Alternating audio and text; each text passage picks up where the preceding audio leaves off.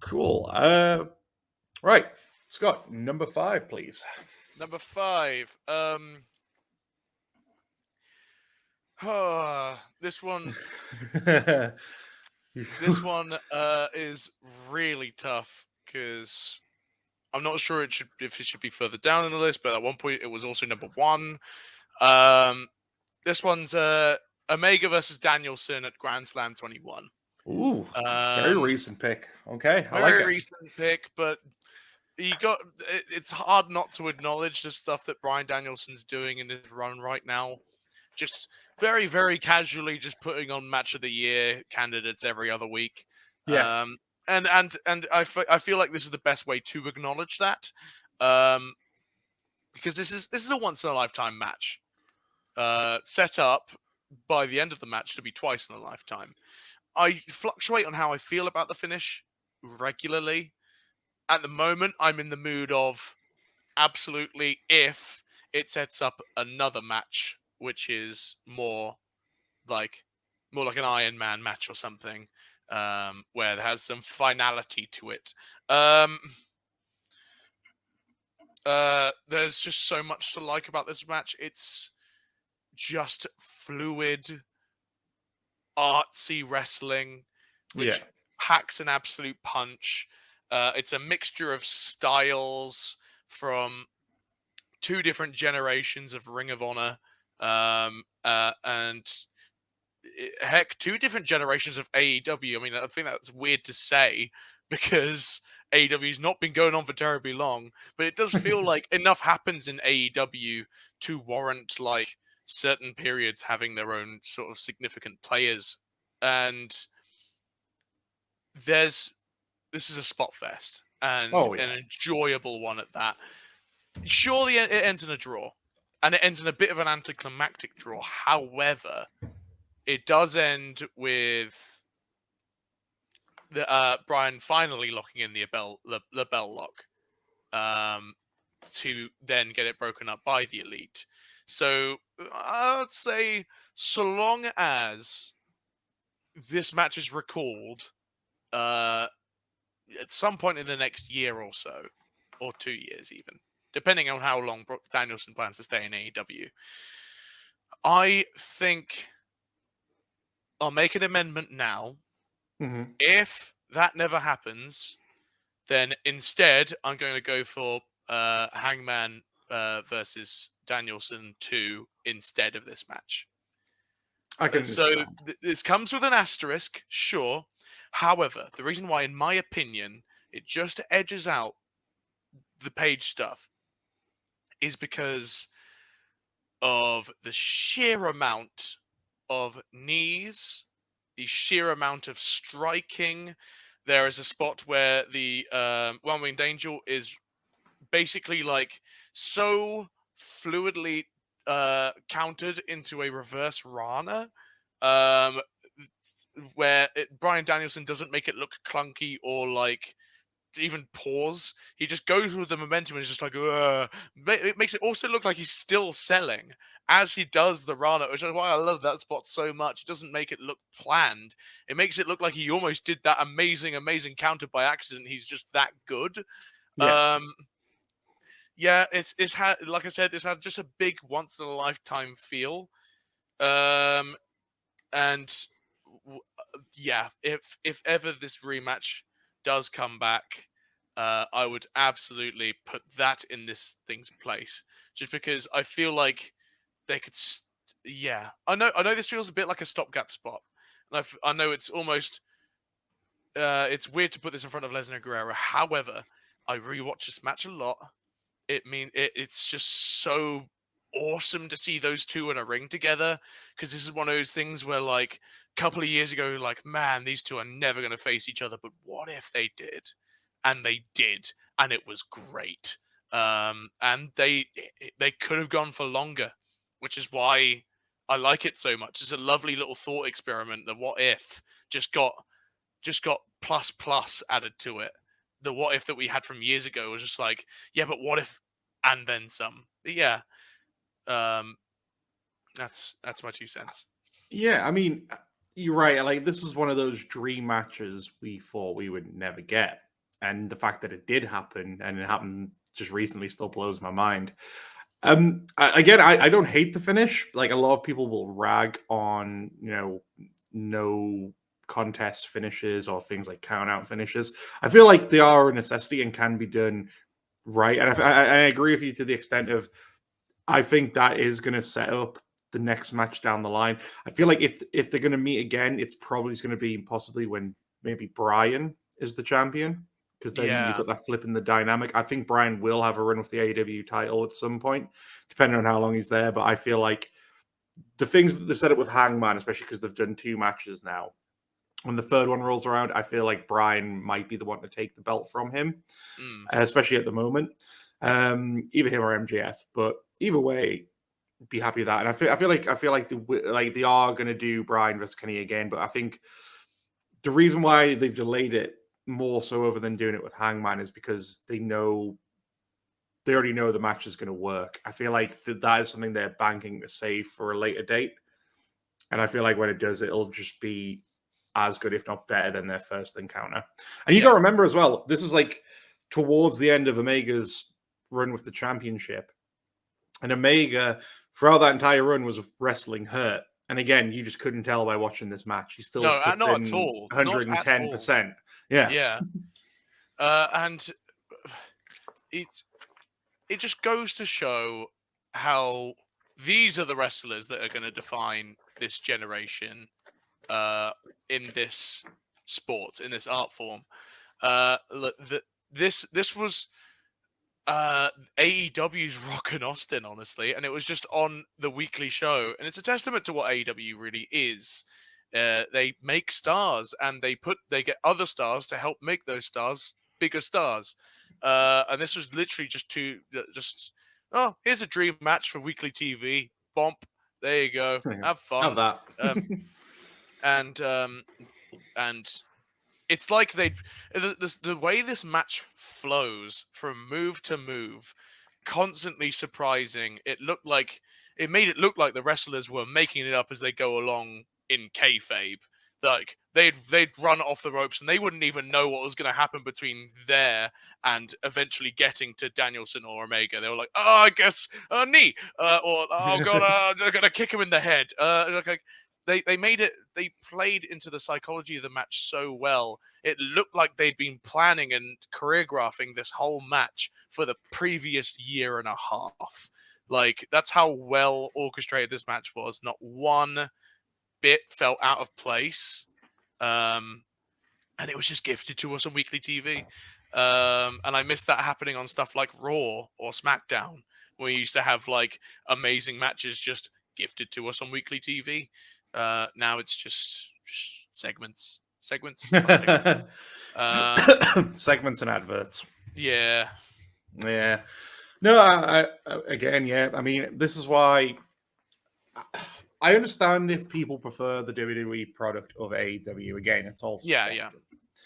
I just don't understand when they can say that WWE's got better match quality, because AEW really does spoil the fans. Basically, again, it's why I like the fact they only have the 4 pay-per-view system.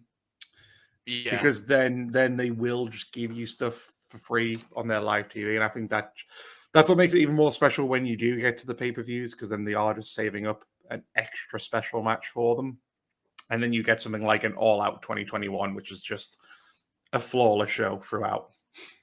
Absolutely. Right. Yeah, that's my number 5. Super. Number 4, please. Number 4. Yeah, I love number 4. Okay, I love it a lot, cool. and you will love it a lot because I think we watched this one together as well. Sweet. Yes, we're going back to NXT, baby. This is Takeover Chicago 2017. The big strong boy Tyler Bate versus Pete Dunne for the UK Championship. Beautiful. This was the best example of getting a crowd who don't care about you to care about you in 15 minutes. To the point where they're chanting UK. This is a US crowd in Chicago. Sure, NXT crowds are quite smarky, but that doesn't take away from the fact that they didn't really care about this match when these guys walked out onto that ring on a match that seemingly to them didn't have a lot of build, but that's because, like I said earlier, NXT UK just isn't very well marketed, and that's fine. Well, So I long as mean, matches like this change their mind. I think at this point, NXT UK had yet to launch, to be fair. This came not long Oh, after the yeah. first ever tournament as well. Yeah. Yeah, no, yeah. Oh, that's a good point. Yeah, absolutely. So, yeah, because this match was going to launch a division, basically, wasn't it? In which case, what It a was going to great way help, to for do sure. so. Yeah. Yeah. Oh, absolutely. Yeah. There's. This is just. This match doesn't give you a second to breathe, and they have been doing this on the UK circuit in Progress and beyond for God knows how long. They're two members of British Strong Style. They are so familiar with one another. Both Brummy lads.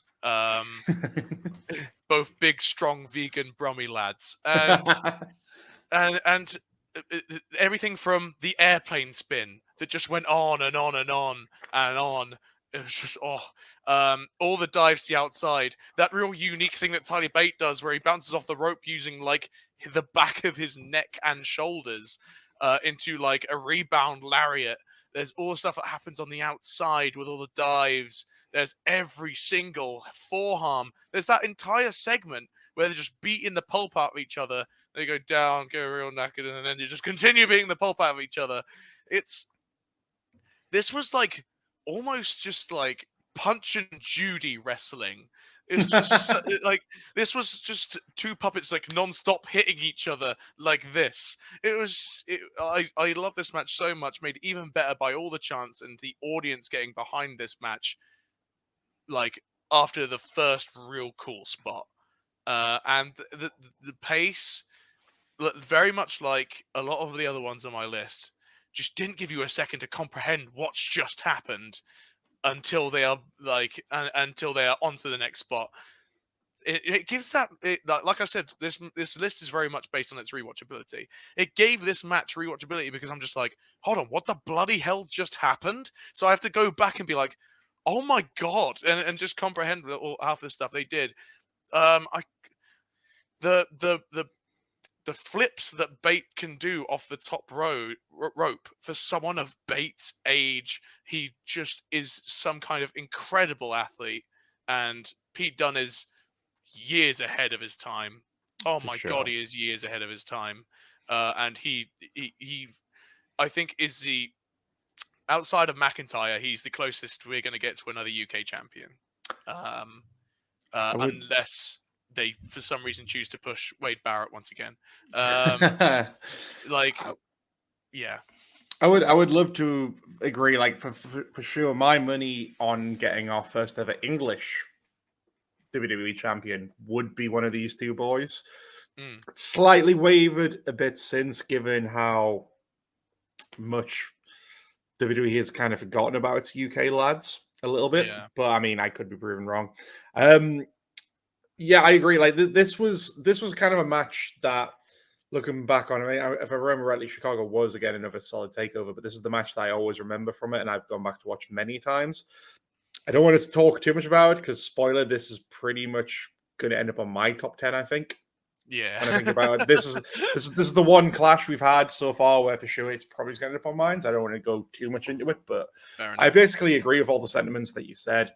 It's just the fact, like, this match was, I think it had a little bit of hype and build to it, but again, the UK division wasn't yet a thing. I think them two had briefly brought NXT just to set up having a match at the Chicago show. And this match basically went on to steal Match of the Year across various people and publications. Like, they completely just showed up and did what they've been doing for years on the indies, but on a grander scale. And everyone was like, oh shit, these guys are really fucking cool. Like, the UK scene is fire. And they were basically the poster boys for it, essentially. For sure. It really put a spotlight on something that deserved a spotlight. Like, because there's no, like, Americans, to my knowledge, don't really know an awful lot about the UK scene. They don't know an awful lot about Progress and stuff like that. They've only just started, and that's what made them realize who people like Volta are, and Keith Lee and stuff like that. I think certainly to an extent I agree. But then again, when I went on holiday to New York, some guy recognized me in a Progress t-shirt. I think the diehards are pretty switched on to the UK scene because it made such a buzz. But I do agree to an extent. The wider WWE casual audience, and even to probably an extent the NXT audience, which are pretty hardcore, probably weren't that clued up. And this was certainly the match that went, yeah, this is why you should be checking out across the channel, because all the coolest, all the pretty much most of the best wrestlers on the planet are coming from either there or Europe. For sure. There was a segment on Raw that followed. I'm not sure how long after it followed it, but it was during Enzo Amore's Cruiserweight title run. Yeah. We remember it with such fondness. But I think they went to, this was either the London or the Manchester show, where Kurt Angle was the then running general manager. And Enzo Amore had this like open challenge. I think he was in a feud with Kalisto, and Pete Dunne's music hits on Monday Night Raw to a staggering ovation, because what they had planned was Kurt Angle would then come out and introduce Pete Dunne for the people who didn't know. The thing is, is that everyone in that arena knew who the hell Pete Dunne was, because if they hadn't watched him in any of the stuff from the UK scene, they had then watched him through either the UK tournament or this match. And so everyone knew who he was. But it did die down the pop, and Pete Dunne beat Enzo Amore decisively. I remember one shot of him running across the ring, doing that. He makes this brilliant noise, Pete Dunne, where he just like, yep! And just bang, you hear the slap of the forearm because he just suddenly appears in shot like a freight train, and it makes me so happy just to see him clart. Just clart Enzo Amore, and Enzo Amore does a great job of selling it too. Yeah. But yeah, it's a great example of the influence that this match really had on someone as amazing at wrestling as Pete Dunne is. Yeah, absolutely, man. No, I agree. Again, solid choice, and again, it's pretty much a strong contender for my top 10 list. So, spoilers for whenever we eventually get to that. Number 3. So now we're getting into really tough territory because, like I said, all the ones previously were in contention for number 1. This one, a little bit less so, but like is in the top 3 because let's say like Dunn versus Bate made me feel like pride, right? See, there's the emotions that I get out of this man. I get like a rare stint of national pride from Bate versus Dunn, other than the fact that it's very entertaining. Omega versus Danielson, I get excitement. From my number 2, it's more just an appreciation of the style, of course, but it's mostly just like sentiment I get from number 2. And number 1 is just a feeling. We'll get to number 1. We'll get to number 1 in and of itself, because I think number 1 is the perfect example of the art form. Number 3, which I'm going to go into now, is the one that made me explode with tears. I don't mean cry, because there have been times whilst watching wrestling that I've shed the odd tear. I even note in my notes, see also Shawn Michaels versus Ric Flair, which made me like shed a tear and just kind of like be like, yeah, really cool, man. But for a multitude of reasons, Hangman Page, Silver and Reynolds versus MJF, Santana and Ortiz at the Brody Lee tribute in 2020 destroyed me. Yeah. Absolutely destroyed me. I remember watching this match and a lot of other matches. I'll just dedicate like this entire show as also being like an asterisk next to this match, but this match particularly ruined me. It ruined me. I was inconsolable after this match, because I think of all the matches on this top 10 list, this is the one I've watched the most. Because the whole thing is available on YouTube, which is just click on it. If you haven't watched this match, my God, what are you waiting for? Go watch this. Brody Lee had passed away not but 2 weeks prior, barely. Yeah. And Brody Lee is one of the people in the industry that had such a far reach and was such an influential character, was a father figure in some cases to a lot of these wrestlers, and you could see what it meant to Silver. And they even got Brody Lee Jr. in with a great spot with a kendo stick, hitting MJF in the head. By the way, the heels in this match did a great job because they didn't break character for this. MJF was still a dastardly bastard who took off the Negative One's mask and spat on the damn thing, but then really sold the kendo stick shot from Brody Lee Jr. And you could tell by the way that Brody Lee Jr. is smiling. This is the first instance of me breaking down, by the way, and the match hadn't even finished yet, and we haven't got to the real sad bit that comes in a bit. But yeah, in this match, everyone's put over, and especially one man, and that's John Silver, Johnny Hungy. I think he is the Cesaro of AEW, just by A, the way he wrestles, and B, just his sheer charisma. I'd say Cesaro's less like good on the mic and stuff like that, but that's okay because Cesaro was Cesaro. Look at the man, and you get this sort of similar aura from John Silver, sure, in a sort of different way, but it comes from the same ballpark of this man can just run around the ring doing moves to everyone and still keep going. He puts his athleticism right next to his character work, and he's just a force to be reckoned with in this match. He is a whirling dervish of limbs that just keeps going and going. And at one point, he does that whole Cesaro spot where he just runs around the ring, just jumping, uppercutting, and just doing all kinds of stuff.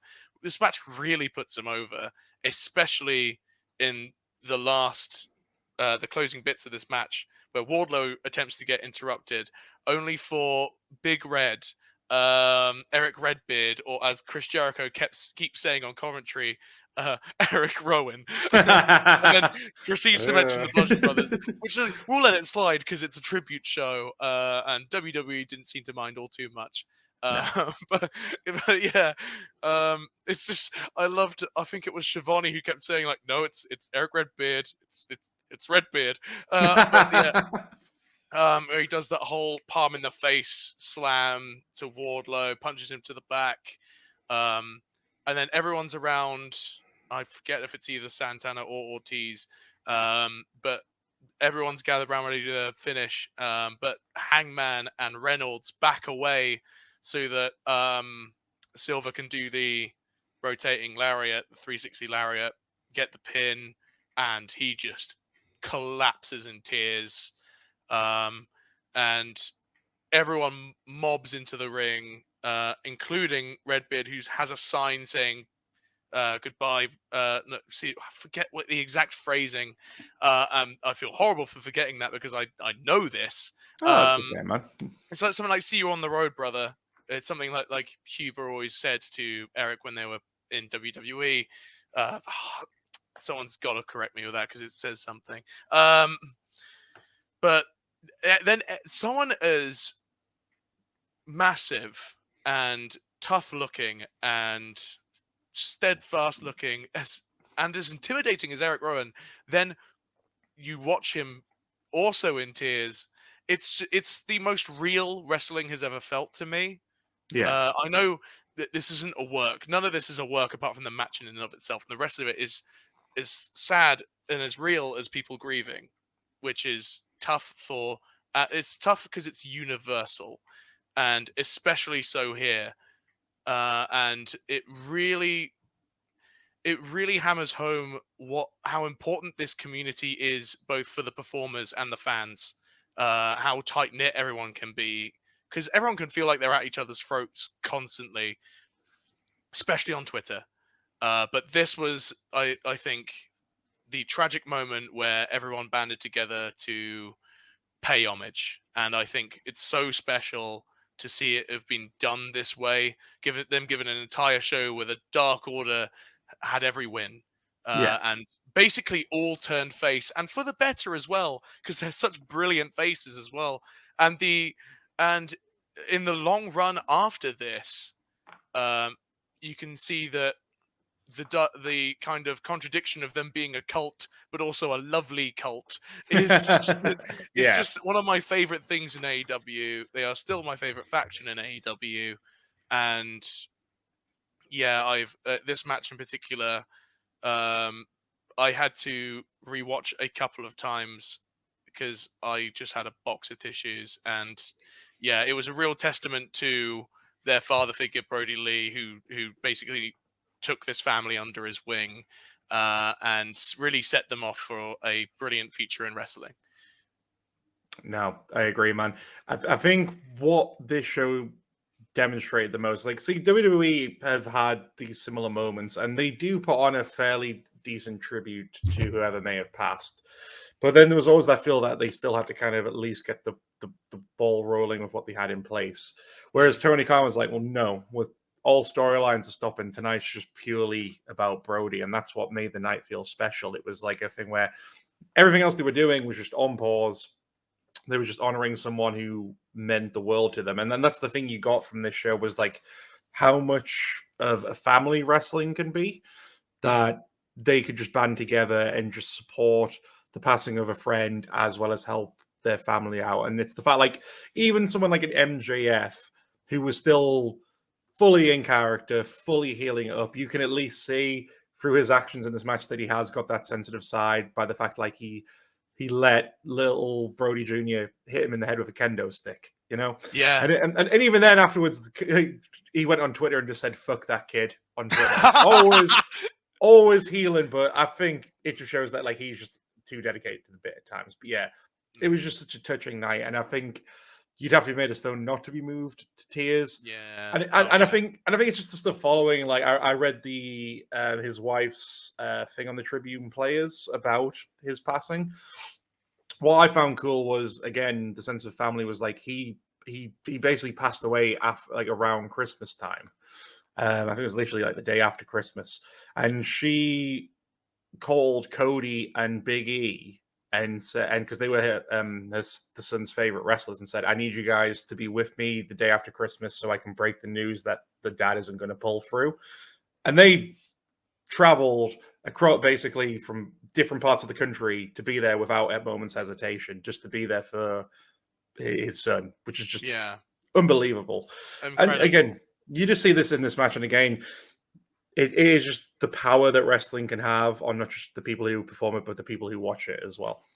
Yeah, and and as I say, like, there can sometimes feel like with all these like dirt sheets and all this like brand warfare, where it's like AEW versus WWE, and you got to choose a side, Bucko, unless like, and oh, my product's better than yours. This wrestler's better than the other wrestler. How dare this wrestler have heat backstage? So it can sometimes feel like there's constant conflict no matter where you look.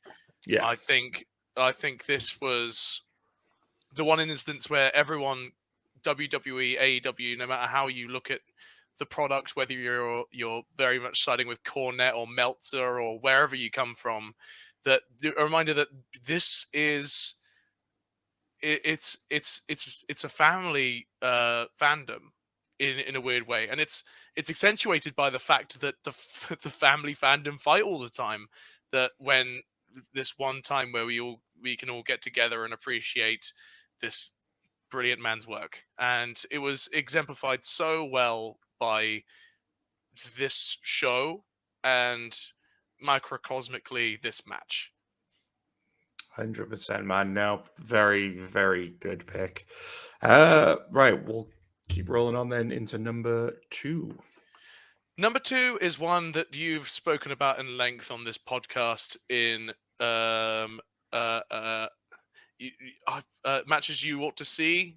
Matches you need to see. Matches you need to see. Thank you. Sorry, my Bloody- brain is melted ice cream and it's falling out of my ears.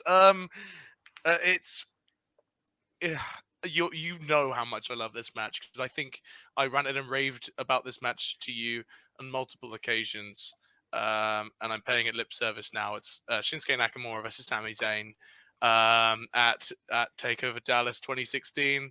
I mean, come on. This was a passing of the torch between two of my favorite eras of NXT. This match is a love letter to NXT. I love NXT. You don't say. Yeah, no. Who'd have thunk, eh? Yeah. From Nakamura's first entrance, hearing that music for the first time, seeing this NJPW superstar, finally just a clash in so many different ways. This Spider-Man No Way Home level crossover in wrestling, which was the start of Nakamura in NXT and the end of Face Zayn in NXT, to, in my opinion, influential figures in wrestling. Yeah, Nakamura's entrance theme, the strobes, the dip down, and then just the match that happened after this. The greatest example of strong style in North America, I think, I've seen. I can be proven wrong if someone links me something. But I don't. I think everything in this match was Herculean and so unique. This was a battle. This was like a match where like a clash between two significant characters who just wanted to prove a point in beating the pulp out of one another. It wasn't just like, I hate you, so I must defeat you. It was more of just a kind of, I'm an icon, I'm not going down without a fight, versus I'm here to prove a point because I am also an icon. And it was a clash of intentions that led to Sami Zayn having to adapt his style, to Shinsuke being surprised at how adaptive Sami Zayn was, and then having to meet him halfway with the North American style too. And it also contains a beautiful spot where Sami Zayn goes for the classic dive through the corner turnbuckle ropes into the DDT, counting it just a kick to the head.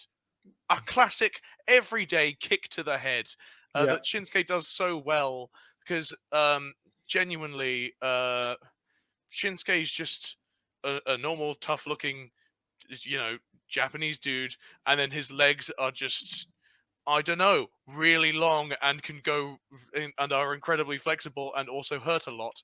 I'm pretty sure if that man kicked steel, it would bend. So like, and I just, my final note on this, which makes me kind of sad. It's almost bittersweet because we'll always have this match, and I think it will always be up there.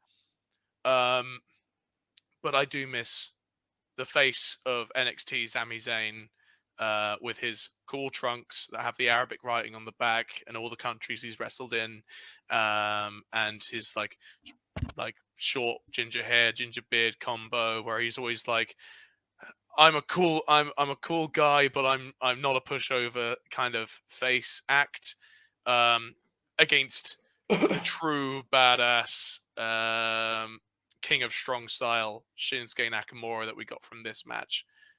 Well, at the end of the day, it's another snow globe moment where we'll always have this. Yeah. This ain't going away, and they're doing like segments together now, where I'm just like constantly just hoping that they recapture the magic that was caught in this match, because we know they're capable, but they are both sensational wrestlers. And because of this, they're still two of my favorite wrestlers. And I don't think, despite the Jinder Mahals and despite the Johnny Knoxvilles and the Bobby Lashley sisters and the all the stuff that these two have been through on the main roster to try and dull what they did in this match, there is still a heavy element of me that's optimistic and being like, I know that they can still go back to this. Yeah. And it makes you feel real good. No, I agree. Again, this is another one we will clash with because this will definitely make my top 10 list when I come around to doing it. I can say that with Yes. Hungry. So I will keep a lot of my sentiments for that one, but essentially they would echo same one as yours. I think for me, what was this thing about is that Zayn didn't through this match, but Shinsuke peaked with this one too early. He did. He Which is the really sad thing. did. It felt like when they brought him in, it was like they were letting him be the Shinsuke that everyone wanted him to be. And The Shinsuke they saw versus Styles and had countless yeah, amazing matches in NJPW. But yeah, exactly. We got NJPW for kind of one night only, and then again, it's kind of the point of NXT. It's to take talent in, even if they are quite established, and just train them the WWE way. And I feel like they still let Shinsuke do the strong style stuff, but it just wasn't to the degree we've seen him do it before. And I just feel like, yeah, ever since then, the only other point where I say he really did hit that peak again was when he won the Royal Rumble. yes. And even then, like the feud with AJ was good. It just wasn't on their New Japan level, but again, it's because it's the WWE style and how they want things done. Punch him in the dick. Just keep punching him in the dick. I know a lot of people hate it, but I'm sorry, that double dick shot that they do on each other was just a work of art. It's just perfection. I agree. Oh, it's great.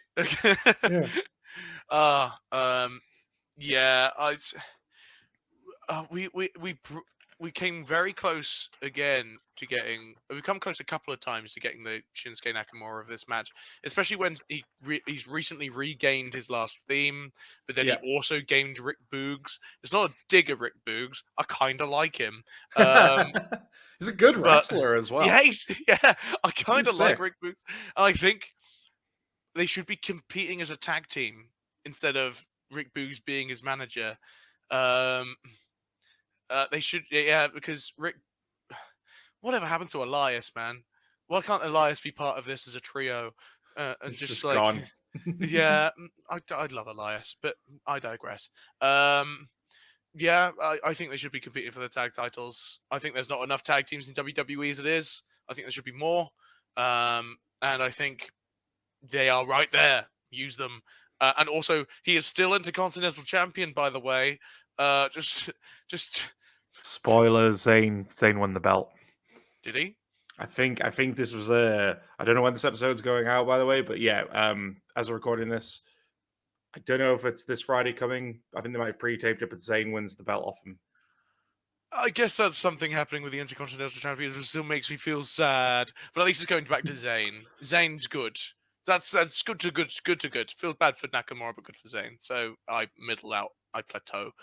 But yeah, cool. I like that. At least he didn't lose it to Boogs.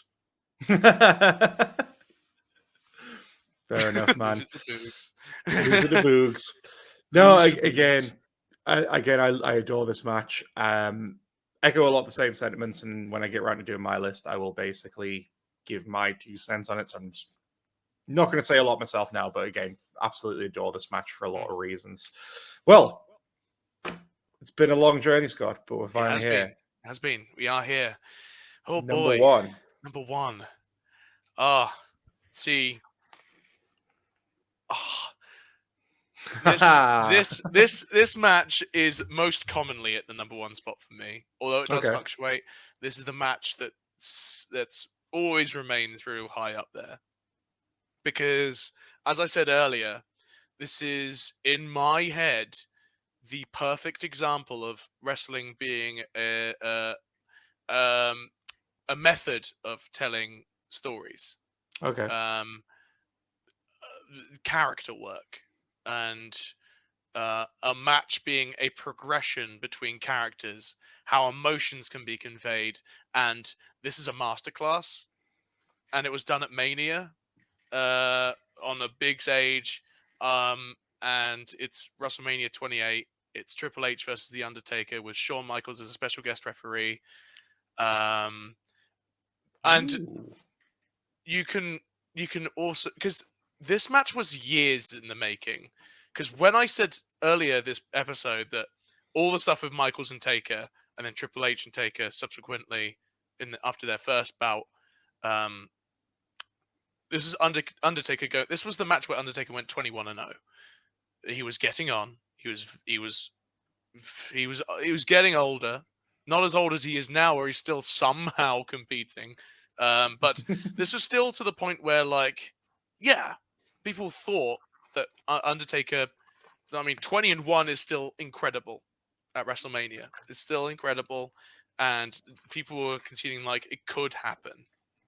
And WWE knew that and thought to take all these years of building up between Michaels and Taker, Trips and Taker, Trips and Michaels, got those 3 incredible combustible elements over this long-term story and had it combust inside a cage for near an hour.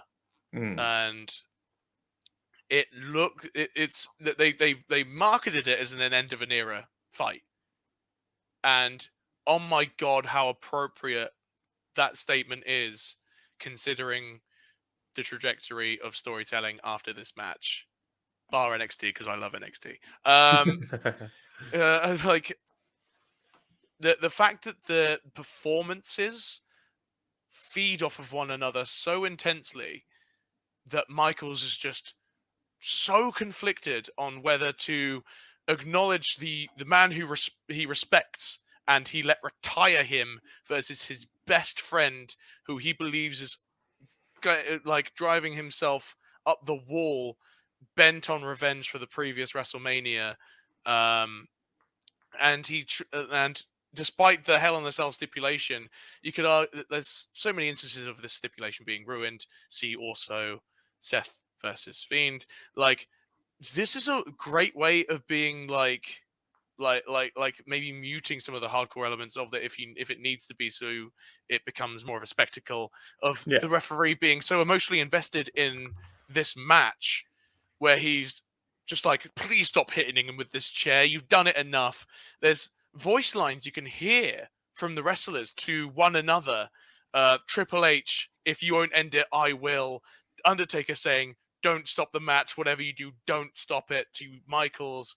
And just Michaels' facials in this match are they are immortalizing. They are unforgettable. I'm going to talk about the spot now, because let's face it, me talking about this spot now, it's to the point where Undertaker's just acting on instinct when Michaels goes to check on him. Undertaker out of instinct locks him into the Hell's Gate for way too long, knocking out Michaels. And of course it leads to later on the super kick into the pedigree. 1, 2, 2 4/5. A kick out. Everyone, I've spoken to Brogan and Simon about this match in length. We'd go for drives occasionally, just talk about wrestling and do wrestling quizzes and stuff. Yeah. You'd think I'd be better at the Bearhug quiz from the amount of quizzes that we've done about wrestling. But I talk about this match on length, and we have discussed this spot entirely as being the spot in wrestling. The spot where everyone thought the streak was going to be over. The best kick out in wrestling ever.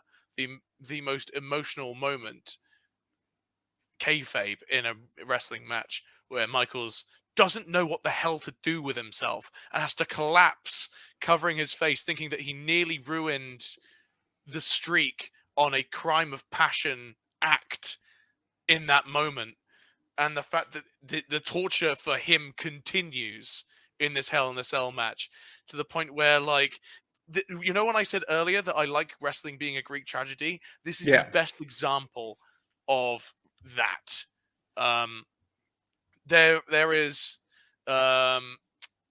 references to other wrestling matches, iconic wrestling moments as well. There's a reference to the screw job in this, the Montreal screw job, where Triple H is like urging Michaels to call it, and Michaels doesn't want to do it because he doesn't want to be that Shawn Michaels anymore. he's been through that. That's over, but he came so close to doing it. There was a reference to, I forget the name of blonde ref, bless him, but that's him running down all the way down the ramp. That's a reference to one of Michael's matches with Taker, where he comes in and just gets sparked out himself. Yeah, and there's another reference when nearer the end of the match, which I'll get to. Yeah. There is, of course, the classic Taker sit-up spot, and Triple H reacting to it by just or another one with the stunned expression, goes down to his knees, clutching the sledgehammer. The sledgehammer, of course, in and of itself being utilized so well in this match as well. There is also one point where Triple H about to literally cave Undertaker's head in before Michaels grabs it, and then they have their altercation.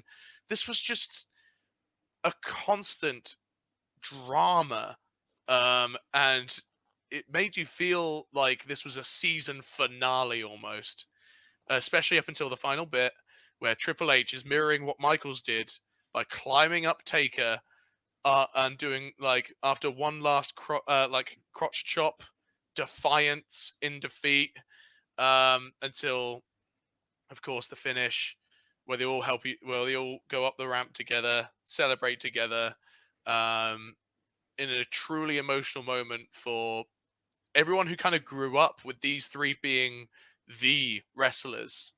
In my opinion, like I said a couple of times now, this is the perfect wrestling match in my eyes. In my eyes, at the very least. Sure, like, action-wise, from a technical standpoint, it's not a Danielson Omega match. Sure, but it doesn't need to be. And it's a pure example of, yes, we get to enjoy those matches, and we do. I love those matches, but it's so long as you have this element, which this match utilized so very perfectly.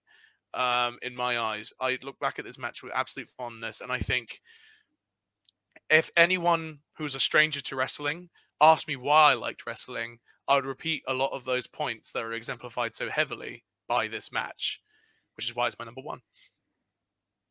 I mean, damn, man. I mean, I don't really know what else I can add to that. I think, I mean, that was just perfectly summed up. I mean, again, yeah, this is like kind of the whole point of this list, and the fact that this match sums it up. It kind of sums up what you like as a wrestling fan.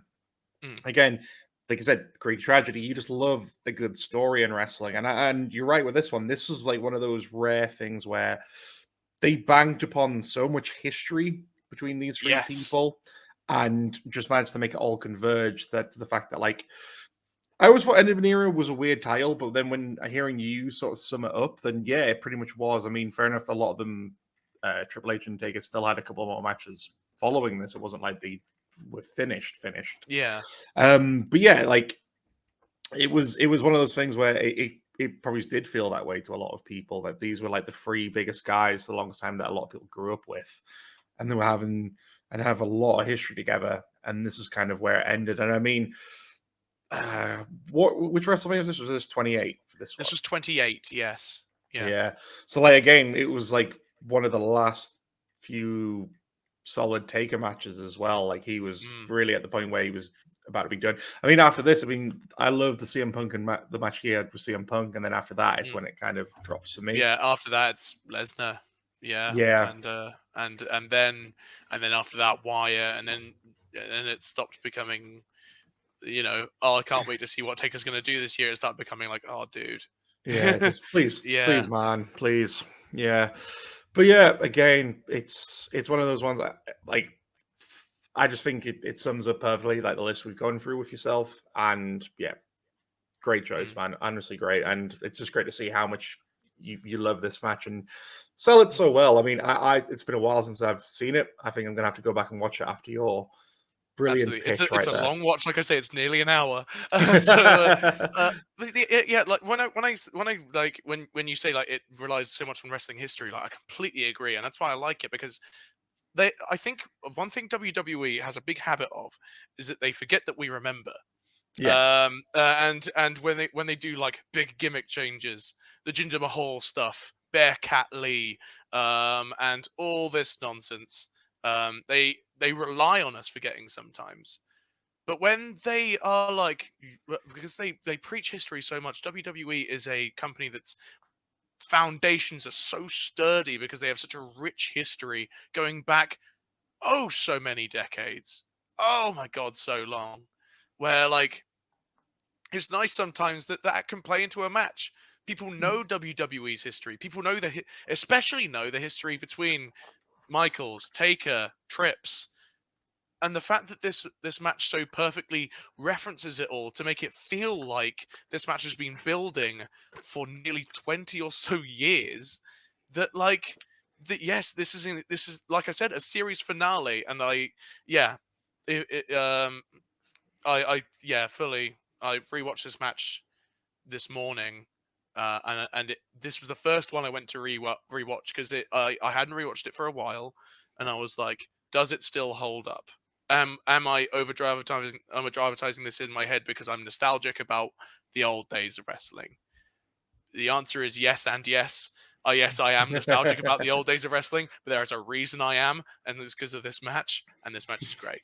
And also, it's also a good way of kind of including those Michaels and Takers matches, which are also some of the best WrestleMania matches of all time, and also the Taker versus Triple H match that came before this, which was a pivotal kind of plot point that drives this WrestleMania match forward and really explains the reasons why Triple H is just constantly hitting Undertaker with a steel chair, just repeatedly and repeatedly. You get to see almost the breakdown of the cerebral assassin. It's just, I could be here for a little while talking about this match, but yeah, no, I love it. I love it a lot, and that's my number one.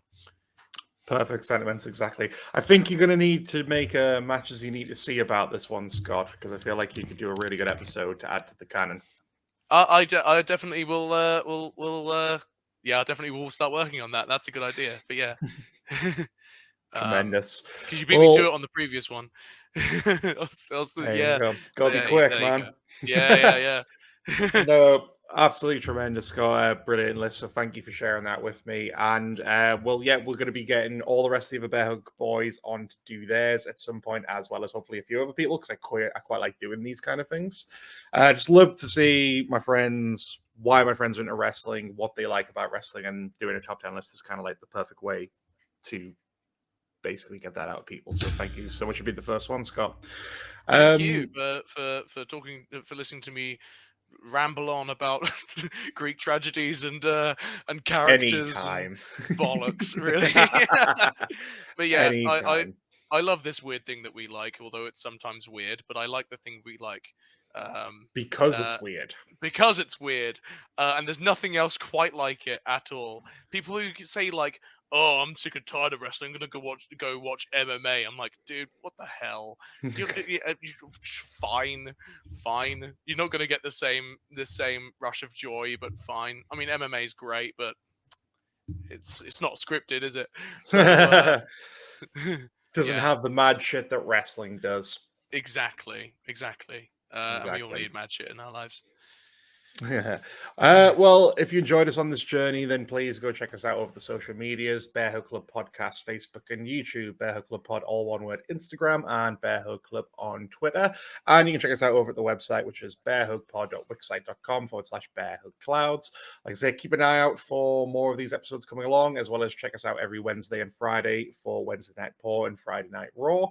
And just expect a lot more stuff coming in the near future. So until then, take care, everyone, and goodbye. Bye. Yeah.